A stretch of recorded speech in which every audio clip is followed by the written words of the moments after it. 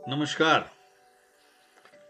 मैं जो आपको अभी वीडियो भेज रहा हूं, इसे पूरा देखने के बाद मैं आपको एक वीडियो और भेजूंगा जो मैंने कुछ साल पहले रिकॉर्ड की थी।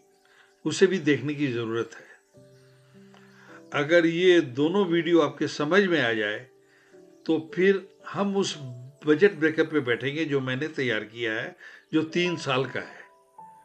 उसमें सारे खर्चे इंक्लूड हो गए हैं, चाहे वो हमारी क्रिएटिव टीम हो, मार्केटिंग टीम हो, प्रोग्रामिंग या डिजिटल मार्केटिंग टीम हो, या हमारी स्टाफ सैलरी हो, हेड ऑफिस के खर्चे हो, ब्रांच ऑफिस के खर्चे हो, या और भी कोई खर्चे हो, वो सारे उसमें इंक्लूड है। लीगल एक्सपेंसेस भी इंक्लूड है, कंटेंट मेकिंग होगी उसके भी खर्चे इंक्लूड है।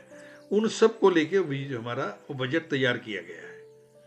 उसमें ये हो सकता है किसी हेड में हमने खर्चे कम लिखे हैं, वो ज़्यादा हो सकते हैं। किसी हेड में हमने खर्चे ज़्यादा लिखे हैं, वो कम हो सकते हैं। ये बाद में समझने की चीज़ है। अगर ये बात समझ में आ जाए तो ईश्वर ने चाहा तो हमारा OTT प्लेटफॉर्म लॉन्च हो सकता है। अब ज़्यादा वक्त न लेते हुए हम मेन मुद्दे पे आते हैं।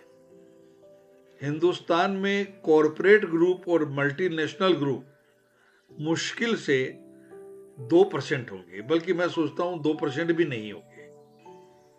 इसके बाद 4 इनकम ग्रुप हमारे देश में आते हैं। एक तो हाई क्लास ग्रुप, जिसकी हम सालाना 60 करोड़ इनकम मान के चल सकते हैं, और दूसरी अपर मिडिल क्लास ग्रुप, जिसकी सालाना इनकम हम समझ सकते हैं 20 करोड़ हो सकती है, और तीसरी लोअर मिडिल क्लास ग्रुप, जिसकी 6 करोड़ सालाना समझा जा सकता है, और चौथी लोअर ग्रुप, उसकी साल की 1 करोड़ की इनकम, या ज़्यादा से ज़्यादा 1 करोड़ और मिनिमम 12 लाख रुपए वो साल में कमाता है।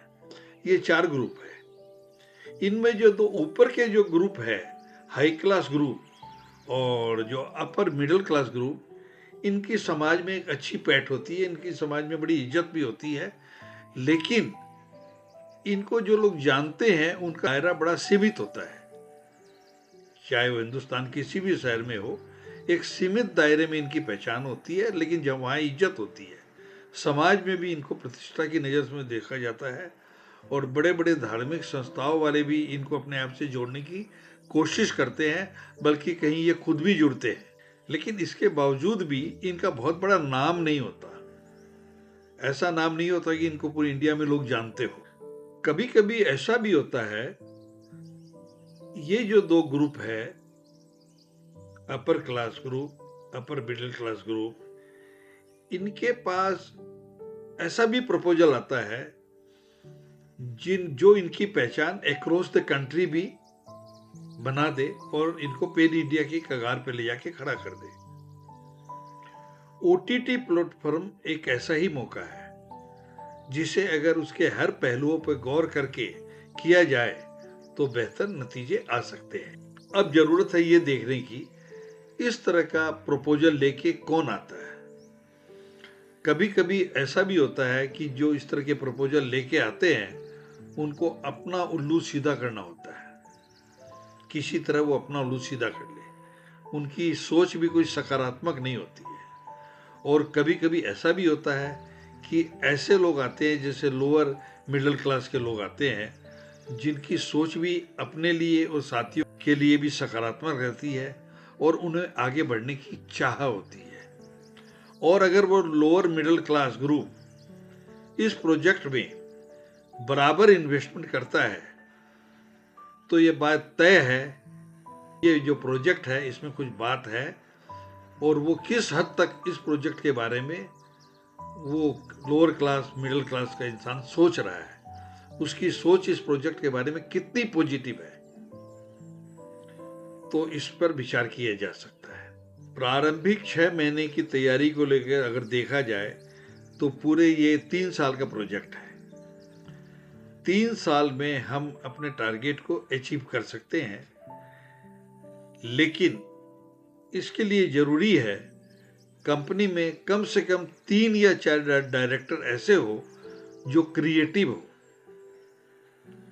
जो इस OTT प्लेटफॉर्म की लीड को समझे, क्योंकि कंपनी में बैकअप बहुत जरूरी है। 3 साल का प्रोजेक्ट कोई कम समय नहीं होता। 3 साल, इस पीरियड में अगर कोई इंसान नहीं भी रहता है तो कंपनी में और लोग रहते हैं, तो कंपनी अपने लक्ष्य की ओर बढ़ती रहती है। कंपनी रुकती नहीं है, वो अपने टारगेट को अचीव करती है। मैं ये बताना चाहूंगा कि क्रिएटिव डायरेक्टर की इसमें होना क्यों जरूरी है। क्रिएटिव डायरेक्टर अपनी मार्केटिंग टीम,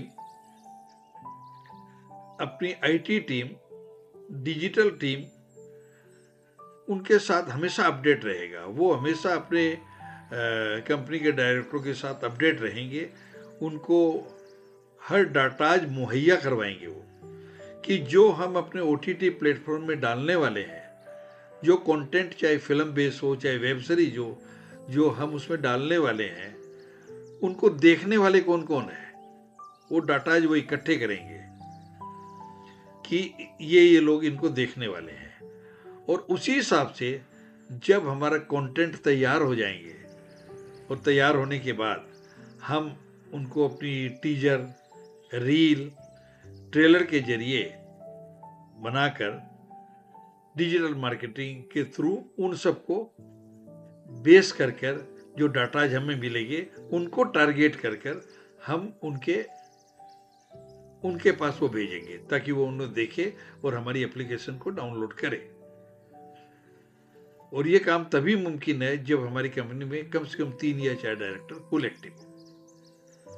साथ ही साथ एक बात इसमें और गौर करने की है कि हम अपनी वेब सीरीज वो हम खुद नहीं बनवाएंगे, हम बाहर के प्रोड्यूसरों से बनवाएंगे।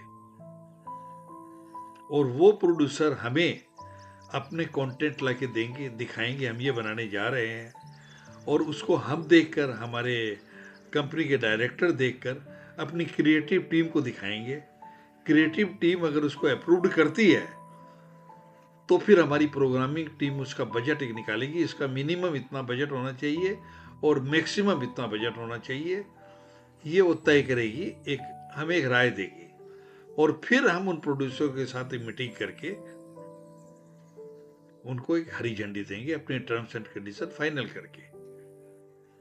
लेकिन उनके प्रोडक्शन हाउस में भी 2 चीजों पर हमारी पकड़ होगी, जो हम पहले दिन ही उनसे बात करेंगे।